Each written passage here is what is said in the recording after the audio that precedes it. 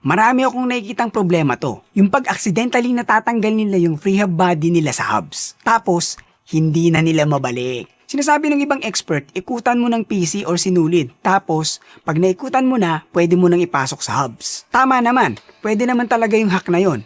Pero, meron akong mas better na paraan. Puwersahin mo paloob.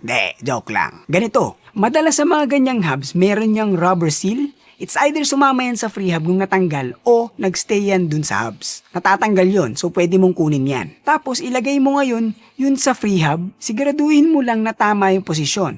Yan ngayon yung gagamitin mong pang-press ng mga poles. So ilalagay mo yan sa poles katulad nung nakikita nyo sa video. So ang mangyayari, mapipress niya ng konti yung mga poles sabay-sabay. Parang ganyan. So, nasa gitna siya ng mga poles. So, madali mo nang mailalagay ang free hub mo sa hubs. Hindi mo kailangan ng sinulid. Kung kasama yung cogs na natanggal, same process lang. Ilalagay mo lang yung seal dun sa mga poles tulad niyan at salpak. Easy, di ba?